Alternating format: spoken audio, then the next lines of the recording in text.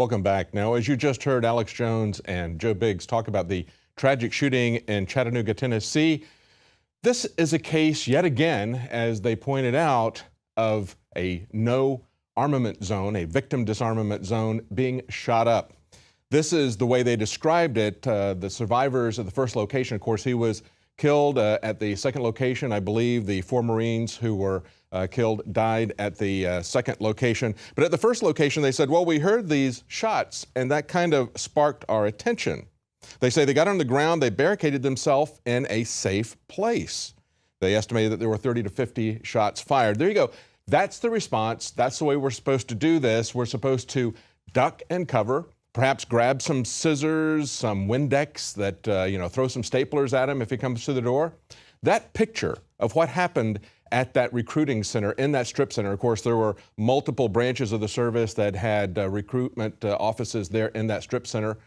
But what happened there, and that picture of that door shot up with the no firearms sign right next to it, should be iconic. That ought to be burned into the memory of everybody. We ought to pull that up every time they talk about gun control. And of course, this is what happened at Fort Hood. Many people don't realize that our military is disarmed even in military bases, not just in strip centers.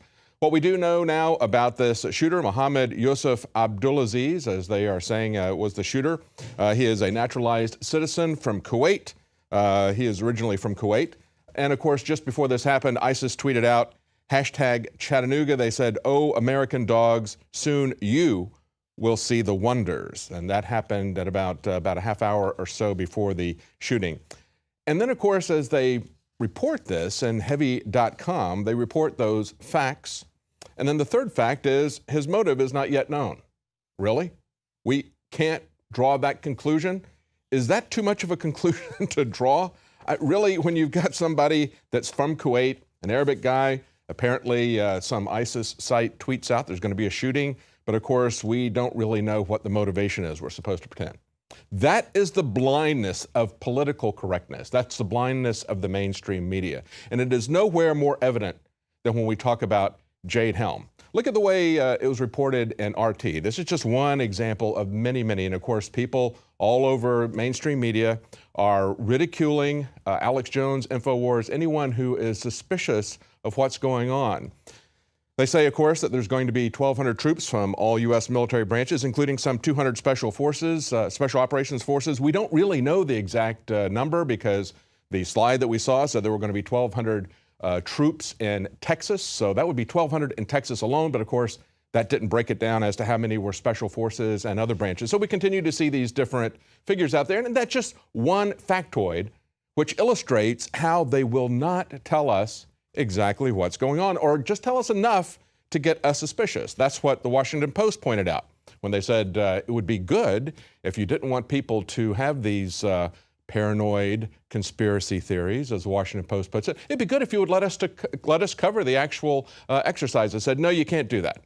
And the Washington Post pointed out, well, you let us do that at Robin Sage, the large Green Beret exercise in North Carolina. RT says, while declaring various lands, quote unquote, hostile and friendly, may be normal for a simulated war game. No, it's not normal. Because when they did Robin Sage, the hostile area was called Pineland. It wasn't called Texas. It wasn't called Utah or Arizona. Nevertheless, that doesn't stop the people on the left from laughing at us in derision. Look at these tweets that came out. They have in the RT article. They say, Jade Helm 15 has started and tanks are already rolling through military bases like they own the place. RT put that up there. They totally missed the sarcasm. That's not what we're talking about. Certainly, there is over-militarization in this country. I find it ironic that the biggest critics of this are on the left, people who have criticized the size of the military, our involvement in multiple wars. They've criticized the dragnet surveillance state. They've criticized the torture at Gitmo. They've criticized all these different things, indefinite detention without trial, the secret treaties that are going on. I mean, so many people on the left are looking at these economic treaties that are really not just about economics, as we point out over and over again. They're about changing the sovereign structure of the world's governments. That's what Jeff Sessions has said, who read it. So they look at this and they are concerned, and rightfully concerned, about secretive treaties. yet they don't want us to pay any attention to a secretive, large-scale military exercise that really is unprecedented. They just roll on the floor laughing on Twitter. They're not concerned about the way whistleblowers are treated. Why is it, and how is it, that these people on the left are capable of such cognitive dissonance? It absolutely makes no sense at all. These same people who are rightfully concerned about police brutality, about racial profiling, have absolutely nothing to say when our government works with the military as well as the police, as well as the NSA, to profile everyone on a political basis, on a racial basis, on a religious basis. That's what mastering the human domain is about. They need to stop laughing and saying that we're paranoid conspiracy theorists. They need to connect the dots. It's absolutely amazing. They can see it with the treaties, but they can't see it with that. Perhaps they can also see it in Greece. We now see that in Greece, many people on the left are now waking up to the fact that they're being dominated from a central location by central banks, by politicians who have a different agenda that is not in their national interests. They've dismissed it all in the past as just racism, as xenophobia, but that's not what's happening in Greece. As we point out, yesterday the Greek parliament did finally have their vote. They approved this new agreement, which is punitive beyond belief, probably more than 10 times what the original offer was in terms of their indebtedness. The parliament waited until 2 o'clock in the morning, their time. That was 2 hours after the implied deadline. They say an anti-austerity protesters clashed with police nearby Greek's parliament early Thursday as they accepted harsh terms demanded by creditors to receive nearly $100 billion in the country's third bailout in 5 years. The measure passed overwhelmingly. It was cast, as I said, 2 hours after the midnight deadline on Wednesday. It includes, of course, deep cuts in pensions, higher taxes, and, as they point out in the USA Today, the sale of most state assets. That's what the banks were after in the first place. As the BBC points out in another development, the European Central Bank has agreed to increase emergency funding for Greece for the first time since it was frozen in June. Now catch this, what they're saying about the bridge loan. They say this bridging loan of 7 billion euros means that Greece will be able to repay debts to the ECB, the European Central Bank, and the IMF on Monday. Do you understand the absurdity of that? The ECB is loaning them money so that they can pay the ECB's loan. This is the kind of insanity that the bankers are using to take all of the assets of Greece. This is what they're going to do in every country. That's what they've done to third world countries for a very long time. They're moving it now to all the rest of the countries. These are the countries that are on the periphery, the poorer countries of Europe. Then they will move into Europe. And of course, it's being portrayed simply as a competition between Germany and Greece. There's an element of truth in that. Certainly, Merkel, as The Guardian points out, is gambling away Germany's reputation over Greece. One of the intellectual figureheads of European integration says that this is an open claim for German hegemony in Europe. Well, we've seen this before. It was the Germans, you remember, that sent Lenin into Russia with a train filled with $10 million of gold to start the Russian Revolution. At the same time, the same German central bankers were starting the Federal Reserve in the United States.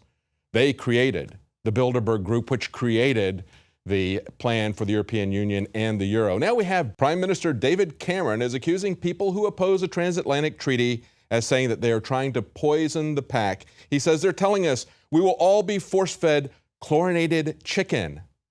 Have you ever heard anybody say that the transatlantic treaty is about feeding us chlorinated chicken? This is the same kind of phony straw man arguments we see being done with Jade Helm, where the media comes out and the president comes out, look, we're not going to invade Texas. This isn't the beginning of martial law. We didn't say that. We said this is preparation for martial law. And of course, they are going to contaminate the food with GMOs and with other things, and we will have no say-so about it. It will be done for the corporations that are doing this in secret. David Cameron could shut down these rumors, he claims, about chlorinated chicken if he would let us see the agreement. But of course, it is secret, just like Jade Helm is secret. We see the government in every respect in every country doing the same thing. No, we won't rue the day that we stop the TTIP. The day we stop that will be the day that we rule, that we, the people, rule.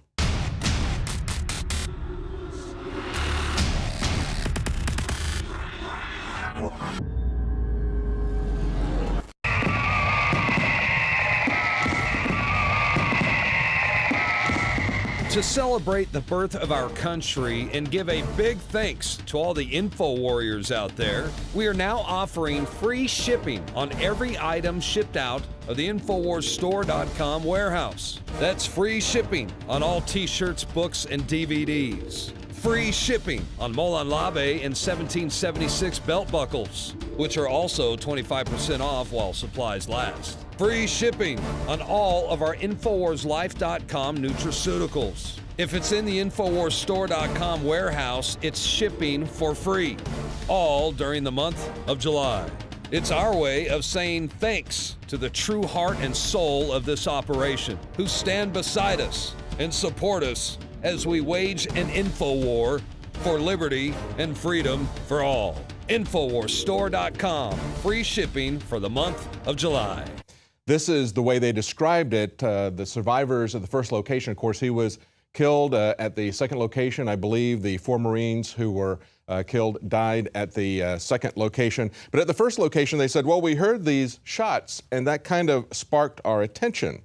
They say they got on the ground, they barricaded themselves in a safe place. A service that had recruitment offices there in that strip center.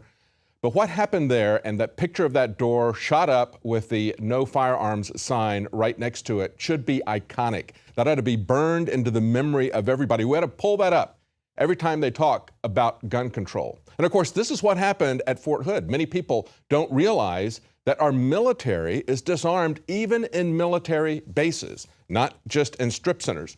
What we do know now about this shooter, Mohammed Yusuf Abdulaziz, as they are saying was the shooter. He is a naturalized citizen from Kuwait. He is originally from Kuwait. And of course, just before this happened, ISIS tweeted out, hashtag.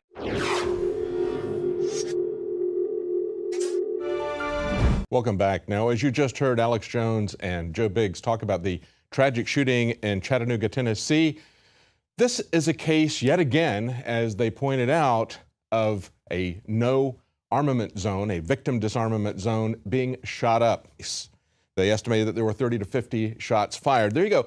That's the response. That's the way we're supposed to do this. We're supposed to duck and cover, perhaps grab some scissors, some Windex that, throw some staplers at him if he comes through the door. That picture of what happened at that recruiting center, in that strip center, of course, there were multiple branches of the